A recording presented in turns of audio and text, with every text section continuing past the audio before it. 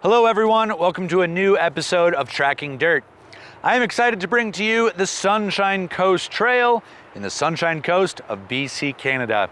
It's a beautiful and rugged land, and I had an amazing time here, and I can't wait for you to see this brand new episode. Check it out.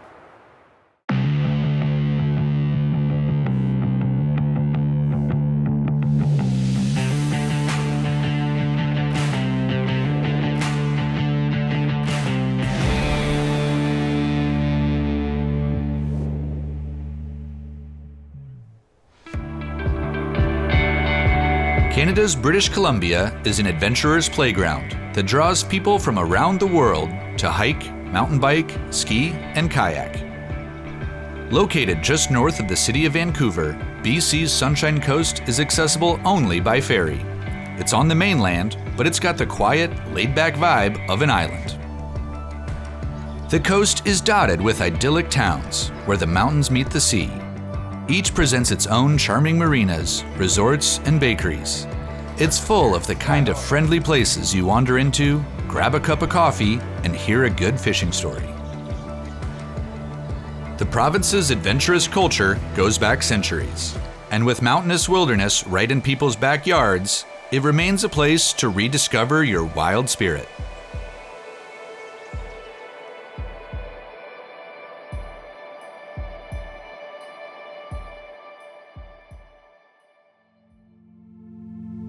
To keep pushing my comfort zone, my trip to the Sunshine Coast starts with a visit to the Coast Gravity Park, a new and relatively unknown downhill mountain bike park that is quickly gaining recognition around the world.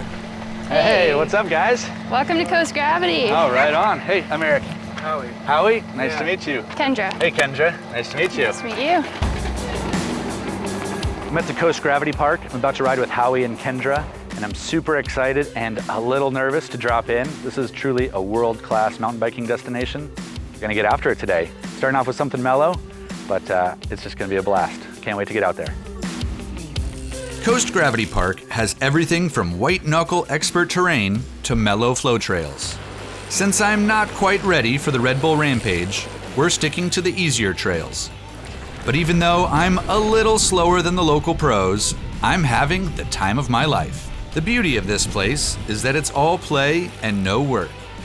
Riders shuttle uphill in trucks and race downhill, playing all the way down on the perfectly manicured features. The park all started with a guy that had a big dream. He took his daughter to Whistler and thought he could do the same thing on the Sunshine Coast. So he approached a couple local riders, the coastal crew in particular, and they scoped out the zone and started building. Came off my pedal right as I was going into it. What's special about riding on the Sunshine Coast is one, you can ride all year round. Most places you can't in BC. We've got a little bit of everything on the Sunshine Coast, from beginner riding trails all the way up to expert.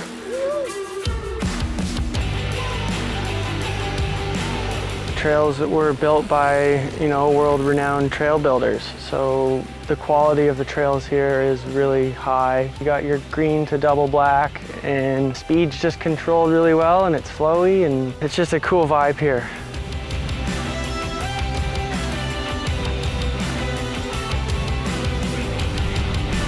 This is Brendan and Kendra's home turf. They know every corner and kicker, and the ease and style in which they ride is inspiring.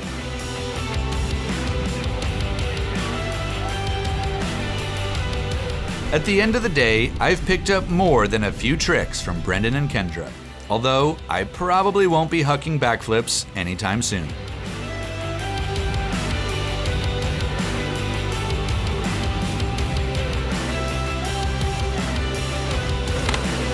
One thing I really appreciate about riding with these guys is that it doesn't really matter how good you are. They're all about having fun with friends, and today has been a blast.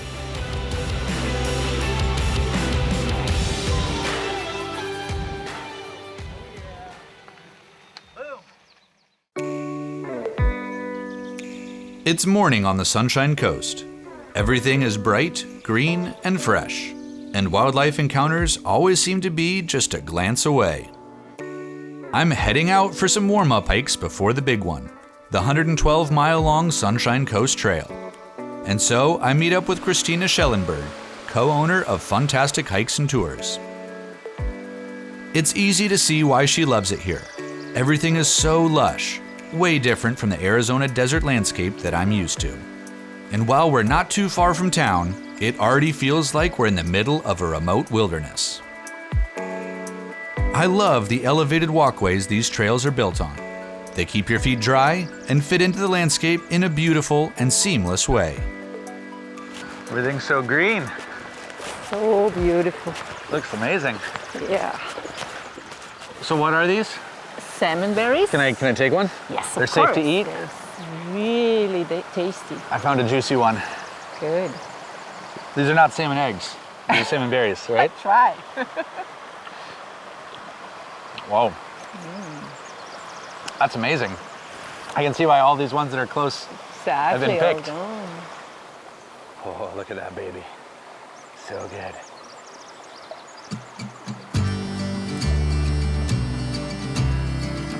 The area really is a nature lover's paradise, with gorgeous little waterfalls, lush coastal rainforest, and clean, crisp air.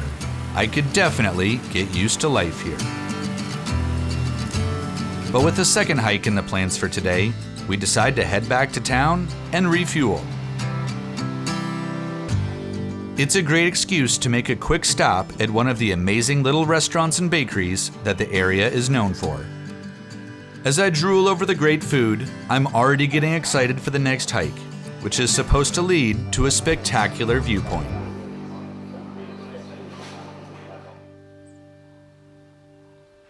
The Sunshine Coast offers easy access to fantastic trails. They're the perfect places to burn off all the great food, because you won't find much flat ground around here. The forests themselves are incredibly peaceful, and everything seems so alive here, even the ground, which is covered in a mossy carpet that feels like it's practically breathing. But before I know it, the rainforest opens up and we find ourselves on a bald mountaintop with wonderful views.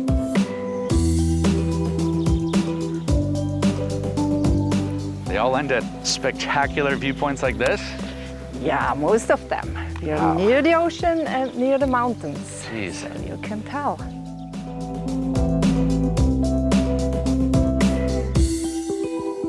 What's happening? Okay, that's a Swiss tradition. This is. Now Canadian. You're bringing it Yes. as an ambassador. Exactly. So that's a Gipfeltrunk. A what? Gipfeltrunk. Get full drunk. Exactly. Not drunk, just drunk. Oh, okay. It's like a drink on the mountain. All right. And you see. Are we Cheers. shooting this? Yes. Okay. All right. Cheers. All right. Cheers.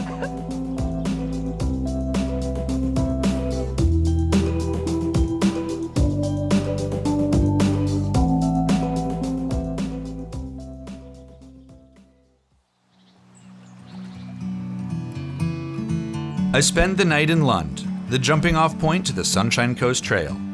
My plan is to meet up with guides John and Eagle and to catch a boat ride to the start of the trail. Hello. Good morning. How you See doing? Hey, Eric. Hi, John. John. Nice to meet you. Nice to meet you. Eric. Yes, I'm Eric. How are you? I'm doing great. Christine, nice to meet you. How far are we heading out today?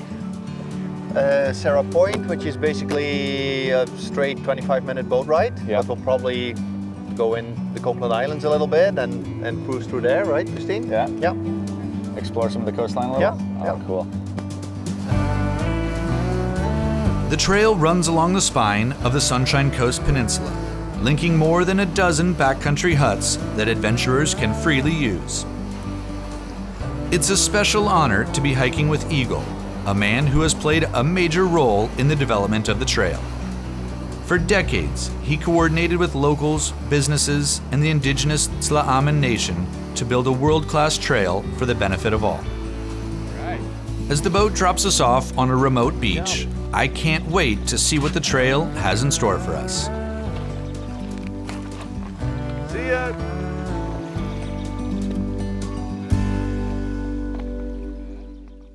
Welcome to the Sunshine Coast Trail. This is your first steps on the trail. I love it. And I hope you have a wonderful time here. I expect I will. Thank you, Eagle. All right. Let's do this. The Sunshine Coast Trail is 180 kilometers long. It has 15 huts on it. It is Canada's longest hut-to-hut hiking trail. Our people have always been here. We've lived throughout our territory since time immemorial. We weren't always on little Indian reserves. Yeah. We entered into a treaty with BC and Canada on April 5th, 2016. That treaty came into effect. And that was about 20 years of negotiations to get us to this point. We are a nation now, and we have rights, treaty rights and Aboriginal rights to our territory. The Tla'amin Nation made room for the Sunshine Coast Trail through our treaty lands. Yeah. So you're welcome to come and enjoy our territory, but we ask that people do be respectful when they're here. What do you have there, Eagle? This is the logbook that we keep at all of the huts. People are asked to make entries to legitimize the presence of all these people hiking on the trail. Well, let's put our names in and keep it accurate. You look through these books and feel a sense of pride that all these people are hiking your trail. Happiness, I would say, rather than pride. Yeah? I'm very happy to have people feel good on the trail. Yeah.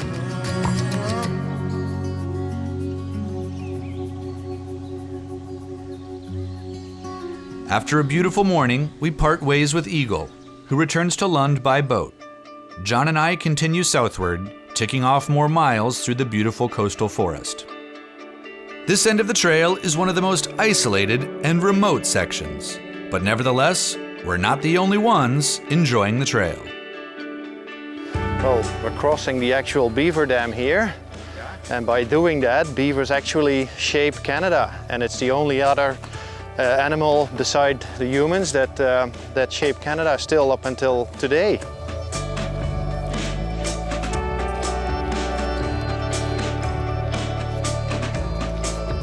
Pretty wild. It's like they don't build them like this anymore. Still hanging on. Yeah. Well, this is Wednesday Lake. Believe it or not, there is a Thursday Lake as well, but I have no clue why they called it that. Really? I have a small tradition that anytime I'm out hiking and I come across a body of water that I can get in and swim in, I gotta take the opportunity. So John and I have hiked to Wednesday Lake and we're going for a little dip.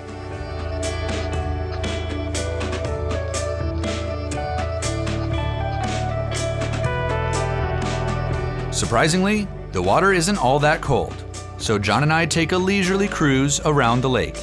There's just something about jumping into a mountain lake that makes you feel carefree and like a kid all over again. Unfortunately, we can't linger too long because there's plenty of trail ahead, and I'm looking forward to seeing the first hut of the trip. Well, this is quite the view. It is, eh? Yeah, pretty amazing. We're here at Manzanita Bluff, looking pretty much west toward Vancouver Island in the distance, and the body of water is the Salish Sea. Where's the hut? Is the hut nearby? The hut is very, very close. Should we check it out? Let's do it. All right. Manzanita Hut. Oh man, this looks super cool. Yeah.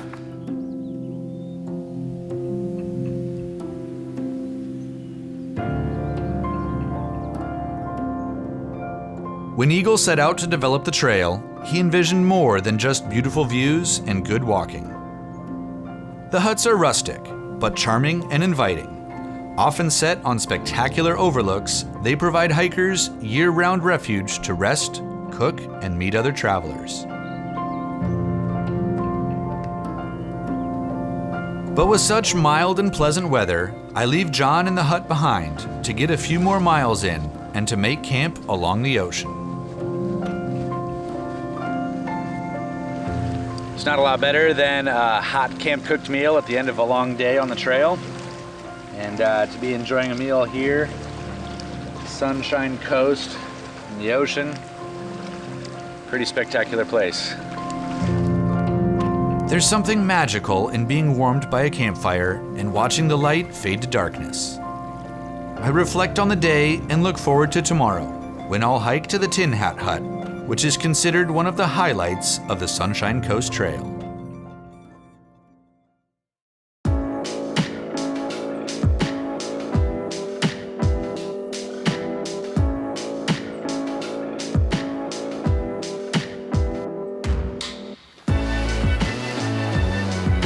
We're approaching the Tin Hat Hut.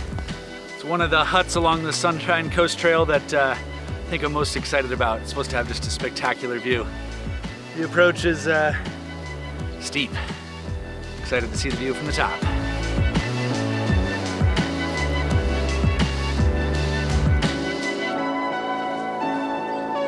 With each step I take, I gain a new appreciation for this landscape, because for me, a steep trail is something worth celebrating. The greater the hardship, the greater the reward.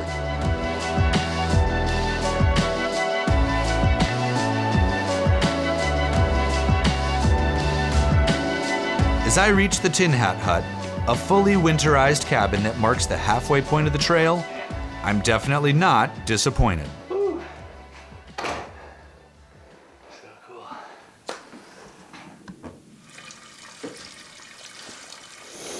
Backcountry cooking is honestly one of my favorite parts of even going hiking or going backpacking. Everything just always tastes extra good in the backcountry.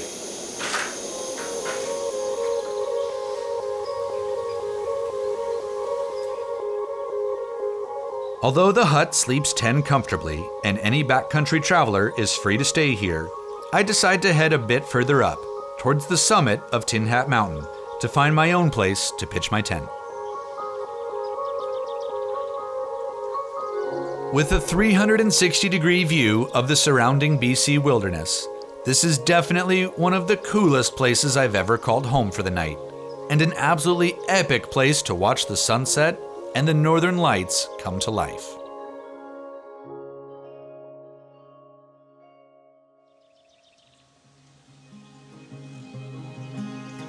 Getting to camp on Tin Hat Mountain was just amazing. These mountains behind me are gnarly and incredible. This was a really special place, magical night, and excited to get back on the trail. Although there's still lots of trail to explore, today is sadly the last day of my trip. And that's actually one of the great things about the Sunshine Coast Trail.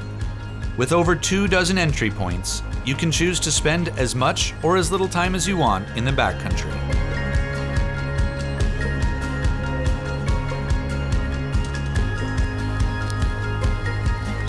Today's objective is to get to the top of Mount True Bridge.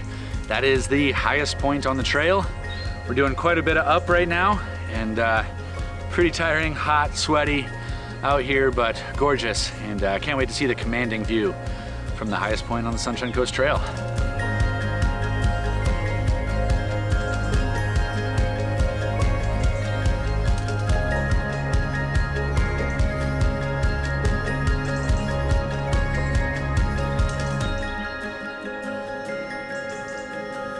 Woo! Oh yeah.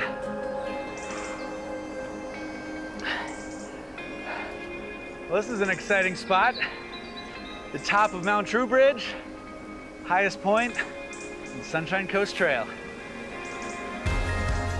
As I look back on the miles I've hiked, it occurs to me that starting from somewhere low is what makes arriving at the high places like this so satisfying. Because without a good challenge, there'd be nothing to measure ourselves against. And so, as my time on the Sunshine Coast Trail draws to a close, I'm truly grateful to Eagle and everyone who has made it possible to reach these heights.